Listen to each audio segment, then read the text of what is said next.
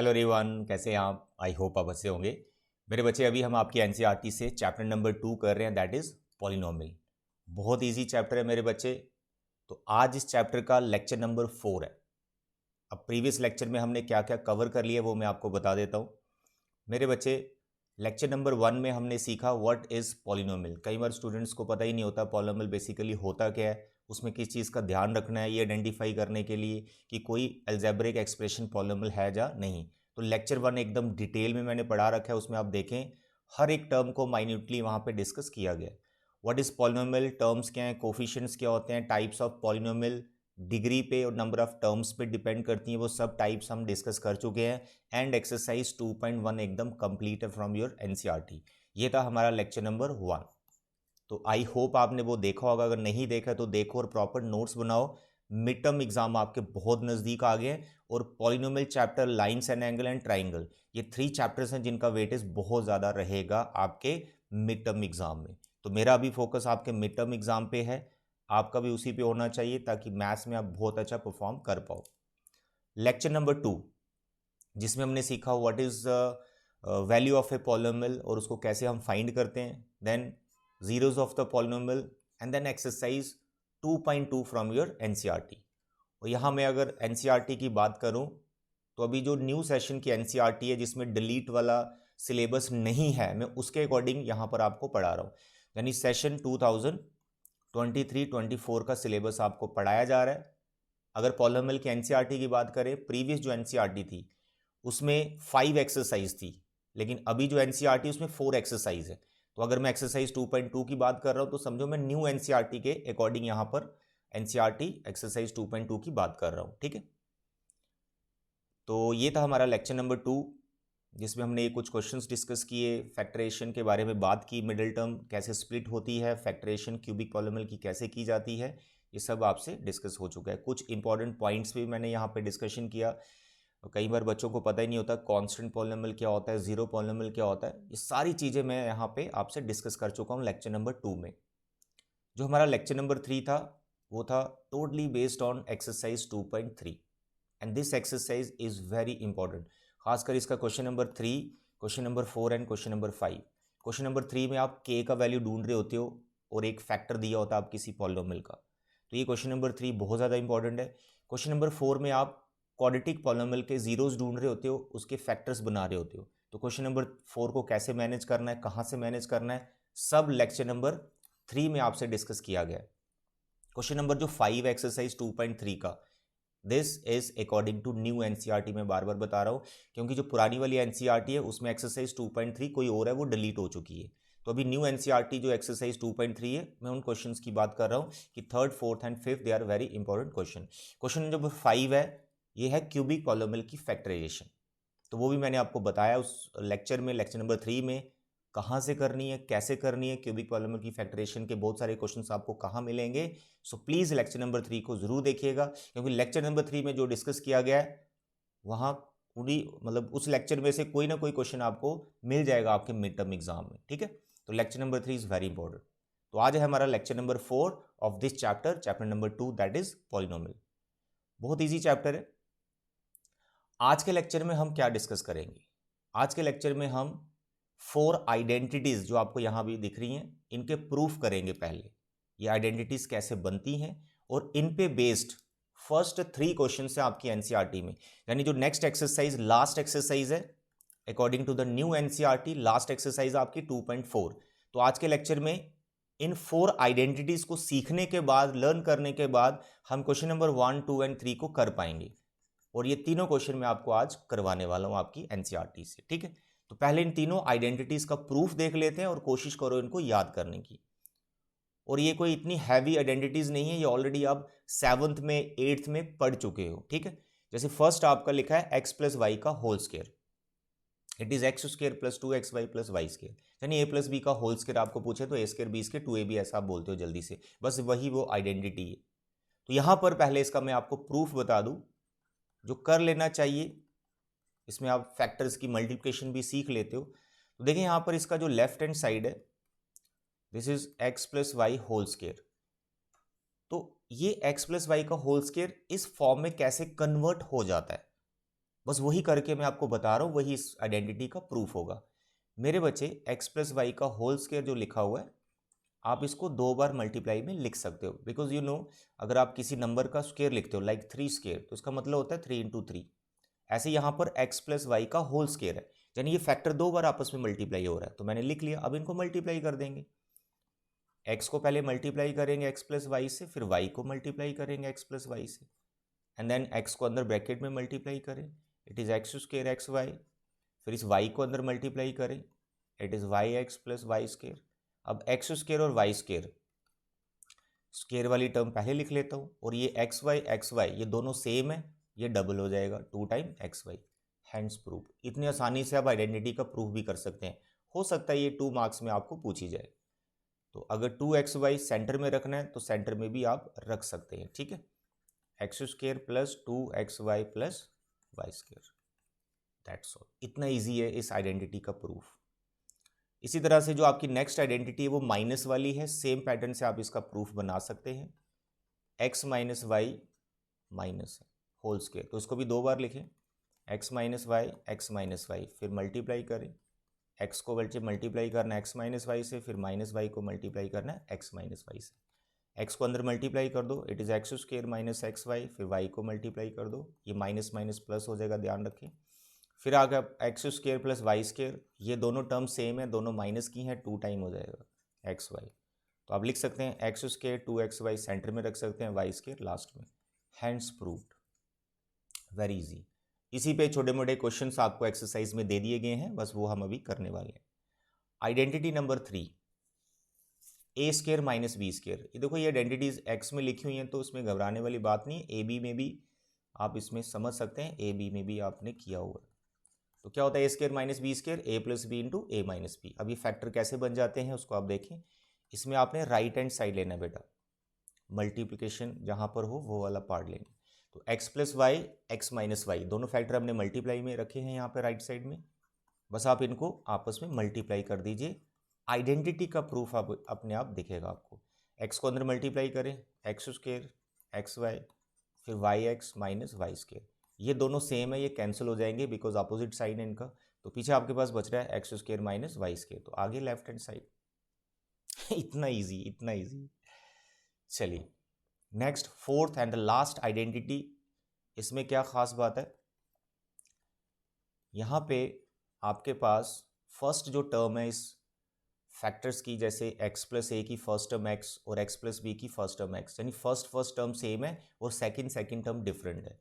इसमें अगर मैं ऐसे लिखता हूँ r प्लस एस, और यहाँ भी r लिखना और s की जगह यहाँ पर आप t लिख सकते हैं। तो फर्स्ट टर्म आपकी सेम है और सेकंड टर्म डिफरेंट है, ठीक है।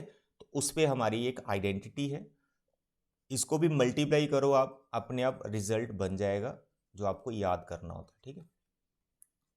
तो फैक्टर्स को मल्टीप्लाई कर रहे हैं, तो it is x square x b plus a x plus a b.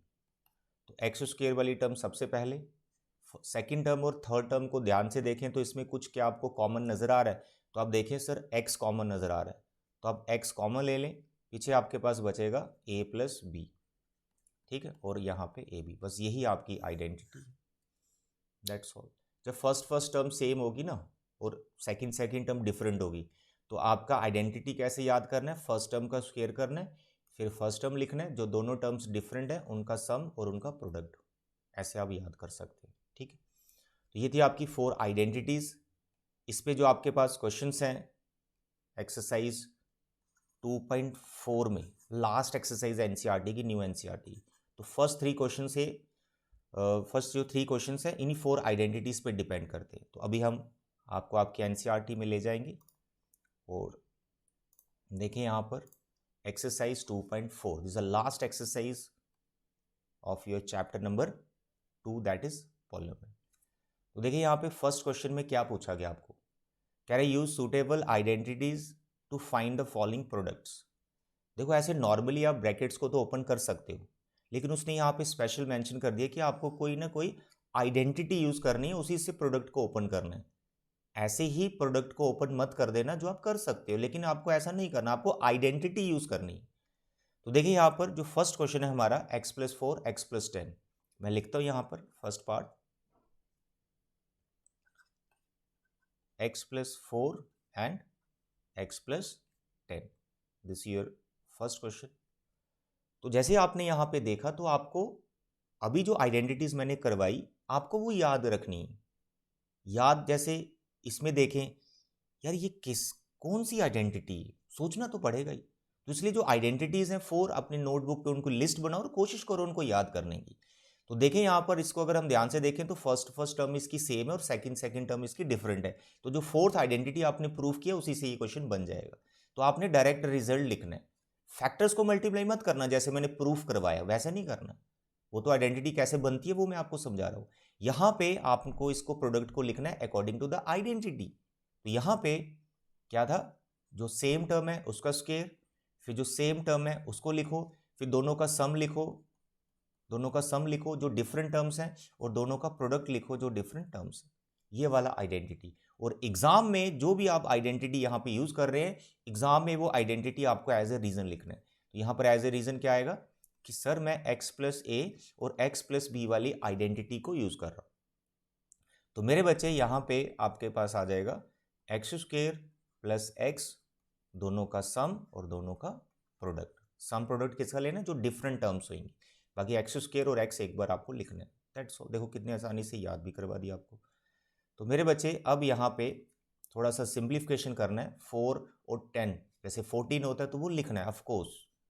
तो ये आ गया आपका 14x और यहाँ पे 4 इंटू 10 40, दैट्स ऑल। तो ये प्रोडक्ट हमने फाइंड कर लिया बाय यूजिंग एन आइडेंटिटी, और आइडेंटिटी एज ए रीजन हमने दे भी दिया।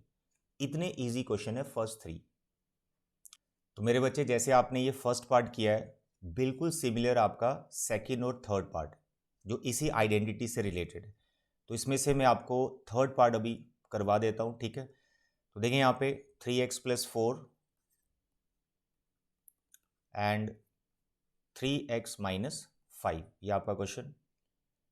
इसमें भी हमने आइडेंटिटी को पहचान लिया है कि फर्स्ट टू टर्म सेम है और नेक्स्ट टू टर्म हमारी डिफरेंट है। तो यही वाली आइडेंटिटी हम यूज़ करने वाले जो अभी हमने इस पार्ट में अप्लाई की फर्स्ट पार्ट में, ठीक है। आइडेंटिटी एज ए रीज़न देना, यहाँ मैं डायरेक्ट लिख रहा हूँ। तो क्या सिखाया मैंने, कैसे लिखना है, जो आपकी फर्स्ट टर्म सेम रहेगी उसका स्क्वायर लिखना है, फिर आपको प्लस लिखना है, और जो फर्स्ट टर्म है उसको वापस लिखना है, और यहाँ पे सम लिखना है जो डिफरेंट टर्म्स हैं, यानी 4 और -5 का सम लिखना है, प्लस फिर प्रोडक्ट लिखना है जो डिफरेंट टर्म्स है 4 एंड -5, दैट्स ऑल। बाकी इसको सिंप्लीफाई कर लो। तो मेरे बच्चे 3x का जो स्क्वायर है दैट इज़ 9x स्क्वायर, यहाँ पे 3x आ गया, ये 4 और -5 होगा जो कि -1 आएगा, and here -20, 9x square minus 3x minus 20, this your answer. तो हमने इस प्रोडक्ट को फाइंड किया विदाउट डायरेक्ट मल्टीप्लिकेशन। यहाँ पर हमने एक आइडेंटिटी यूज़ की है, उससे हमने इस प्रोडक्ट को फाइंड किया, ठीक है। नेक्स्ट देखें, हमारा जो पार्ट नंबर 4 और पार्ट नंबर 5 है, ये दोनों हमारी जो थर्ड आइडेंटिटी आई थिंक वहीं से बन जाएंगे, a plus B and a minus B. दोनों पार्ट सिमिलर है, इसमें आपका ये a माइनस बी, ये a प्लस बी, और ये भी बिल्कुल सेम है फोर्थ पार्ट। तो मैं यहाँ फोर्थ पार्ट आपको करके बता रहा हूँ। तो मेरे बच्चे फोर्थ पार्ट में हमें लिखा है वाई स्क्वायर एंड 3/2 प्लस का और वाई स्क्वायर माइनस 3/2। तो इस प्रोडक्ट को आपने डायरेक्ट ओपन नहीं करना है, आइडेंटिटी यूज़ करनी है। कौन सी करनी है मैं यहाँ पे लिख रहा हूँ, अभी अभी आपने आइडेंटिटी देखी, x plus Y and x minus Y. यहाँ पे first two term next two term दोनों सेम होती हैं, बीच में साइन अपोजिट होता है। a plus B and a minus B बहुत बार आपने मल्टीप्लाई में देखा होगा। यहाँ पर इसका रिजल्ट क्या था अभी, X square minus Y square, अभी अभी आपने इसका प्रूफ किया। तो ये आइडेंटिटी मैं यूज़ कर रहा हूँ, रीज़न मैंने दे दिया है, अब मैं यहाँ पे इसको डायरेक्ट अप्लाई करने वाला हूँ। तो यहाँ पर ये हमारा x रहेगा, ये हमारा y रहेगा, ये हमारा x, ये हमारा a रहेगा, ये b रहेगा, ये a रहेगा, ये b रहेगा। तो a square minus B square, ये हो गया आपका a square minus B square, that's all. Simplification कर दो, y स्क्वायर का स्क्वायर करे y4 होगा, 3 का स्क्वायर 9, 2 का स्क्वायर 4, बस यहीं पर छोड़ देना है इसको, ठीक है। तो इस तरह से बहुत ईजी क्वेश्चन है ये। आई होप फिफ्थ पार्ट आप बना लेंगे। इसका आपका रिजल्ट आएगा 3 का स्क्वायर और 2x का स्क्वायर, 3 का स्क्वायर 9 होता है और यहाँ पे 4x स्क्वायर आया, बस यही आंसर है। यहाँ क्वेश्चन नंबर 2 आपका काफ़ी इंपॉर्टेंट क्वेश्चन है, ये MCQ में रिजल्ट इसका पूछा जा सकता है। तो यहाँ पे डायरेक्ट मल्टीप्लाई नहीं करना, यहाँ भी आइडेंटिटी ही यूज़ करनी है आपको कोई ना कोई। डायरेक्ट मल्टीप्लाई नहीं करना, उसने बोला हुआ है कि डायरेक्ट मल्टीप्लाई ना करें। तो ये जितने भी पार्ट है ये सारे पार्ट सिमिलर पार्ट है, और इसमें मोस्टली आपको 103, 107 या 95, 96, 104, 96 ये जो नंबर लिखे हुए हैं मल्टीप्लाई में, इनको आपने इस तरह से प्रेजेंट करना है कि इसमें जीरोज आपको दिखे मैक्सिमम। सर क्या बोल रहे हो, समझ नहीं आ रहा, मैं अभी समझाता हूँ। फर्स्ट जो आपका पार्ट है क्वेश्चन नंबर 2 का, क्या लिखा हुआ है? 103, 107, 103, 107, ठीक है। तो मैं क्या बोल रहा हूँ, मैक्सिमम जीरोज दिखनी चाहिए आपको। जैसे 103 को 103 नहीं रहने देना, इसको लिख लेना है 100 + 3, 103 होता है। 107 को 107 नहीं लिखना, इसको लिखना है 100 + 7। तो देखो मैक्सिमम जीरोज दिख रही हैं, देखो 100 यहाँ पर आ गया 100, तो 100 बहुत ईजी रहता है किसी के साथ भी मल्टीप्लाई करने में, बस जीरोज डाल दो साथ में। तो अब यहाँ पर जैसे ही मैंने इस प्रोडक्ट को ऐसे लिखा, तो आपको कौन सी आइडेंटिटी यहाँ पे नजर आ रही है? देखो 100 100 दोनों सेम है, फर्स्ट वाले 3 7 दोनों डिफरेंट है। तो जो फर्स्ट पार्ट हमने किया है क्वेश्चन नंबर 1 का, बिल्कुल सिमिलर वही है। तो क्या था, जो सेम है उसका स्क्वायर, जो सेम है उसको लिखो, जो डिफरेंट है उनका सम, और जो डिफरेंट है उनका प्रोडक्ट, दैट्स ऑल। ठीक है, आइडेंटिटी फर्स्ट पार्ट में जो किया है वही लगेगी। तो यहाँ पे 4 जीरोज आ जाएंगी, 7 और 3 10, 2 जीरोज पहले से हैं, 3 जीरोज आ जाएंगी, और 7 3 21। आई होप आप इन तीनों को प्लस कर लोगे, बस प्लस कर लेना, वही आपका आंसर है। तो देखा आपने, ये वाला प्रोडक्ट शायद आप डायरेक्ट मल्टीप्लाई करें तो आपको बहुत टाइम लग जाएगा, तो यहाँ हमने आइडेंटिटी से किया है और बहुत जल्दी हमारा आंसर आ भी गया है, बस आपने लास्ट में इनको प्लस कर लेना है, ठीक है। इसी तरह से 95 96 को आप ब्रेक कर सकते हैं, 95 एंड 96। देखो 95 को आप लिखेंगे 100 - 5, और 96 को लिखेंगे आप 100 + 6, और जैसा आपने फर्स्ट पार्ट अभी किया बिल्कुल सेम इसको ऐसे कर दे, ये आपने खुद ही करना है, ठीक है। फिर है 105, 104 एंड 96, 104 एंड 96। 104 को लिखें आप 100 + 4, और 96 को आपने लिखना है 100 - 4। तो ये बहुत इजी वाली आइडेंटिटी बनी, a + b and a - b। तो इसका direct result a² - b², that's all. तो यहाँ पर 4 जीरोज आ जाएंगी, और 4 का स्क्वायर 16। आई होप 10,000 में से 16 आप माइनस कर सकते हैं, वो माइनस आपको खुद ही करना है, ठीक। तो ये है इसका थर्ड सेकंड क्वेश्चन, सारे पार्ट हो गए। Now the last question of this lecture, question number 3। इसमें भी बोल रहा है फैक्टराइज करो, लेकिन कोई ना कोई आइडेंटिटी अप्लाई करो।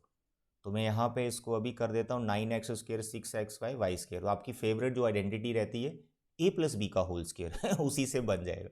9x² को आपको लिखना है 3x का स्क्वायर, y² को आप हमेशा पहले लिखो, स्क्वायर वाली टर्म हमेशा पहले लिखो। तो ये हो गया, b हो गया, तो आगे आपको लिखना है 2a और b। तो जो 6xy है उसको ऐसे मैनेज कर लिया, 2 3 6xy। तो ये आइडेंटिटी बन गई a² b² 2ab। तो ये होता है a + b का होल स्क्वायर, तो 3x + y का होल स्क्वायर। a आपका 3x है और जो b है वो आपका y है, तो a + b का होल स्क्वायर। तो फैक्टराइज हो गया, ऐसे रखो, या 2 बार इसको लिखना है तो फैक्टर की फॉर्म में 2 बार लिख के बता सकते हो, दैट्स ऑल। ये भी इसी टाइप की आइडेंटिटी से बनेगा, बस बीच में माइनस आ जाएगा। तो देखें इसमें कैसे लिखेंगे आप 4y², तो इसको लिखेंगे आप 2y² फर्स्ट टर्म को।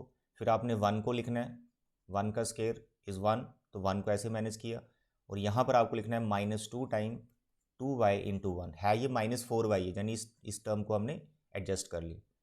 तो कौन सी आइडेंटिटी दिख रही है आपको, a² b² -2ab। तो a - b का होल स्क्वायर, a - b का होल स्क्वायर। a आपका यहाँ 2y और b आपका 1 है, दैट्स ऑल। अब द लास्ट, इसको फैक्टराइज करना है। तो जो आप अभी यहाँ पे इस पार्ट को किया बिल्कुल सेम ऐसा ही है, बस फैक्टर की फॉर्म में लिखना है। क्या लिखा हुआ है, x² और y² / 100। जो y² / 100 है इसको लिखना है y / 10 का होल स्क्वायर। अब ये बन गया आपका a² - b², इसको लिखना है a + b a - b, a + b a - ये हो गए फैक्टराइज, दैट्स ऑल। तो ये थे बच्चे आज के लेक्चर के हमारे फर्स्ट 3 क्वेश्चन ऑफ एक्सरसाइज 2.4 और ये आपकी लास्ट एक्सरसाइज है। नेक्स्ट लेक्चर में आपको मैं बताऊंगा कि क्वेश्चन नंबर 4 से last question of this exercise ये कहाँ से और कैसे करना है। ठीक है, एक्चुअली एक चैप्टर में ऑलरेडी पढ़ा चुका हूँ, तो इन क्वेश्चंस को आपने उन्हीं लेक्चर से करना है। वो मैं आपको एक स्पेशल वीडियो इसके लिए बनाऊंगा और इंपॉर्टेंट क्वेश्चन भी बताऊंगा कि 4 टू लास्ट क्वेश्चन कौन से इंपॉर्टेंट क्वेश्चन आपको अच्छे से करने चाहिए जो मिड टर्म में आ सकते हैं। ठीक है, नेक्स्ट लेक्चर में डिस्कस करेंगे। तो बच्चे आज के लेक्चर में इतना ही। आई होप आप अपने प्रॉपर नोट्स बना रहे हो और अपना अच्छे से ख्याल भी रखें। Bye bye and take care.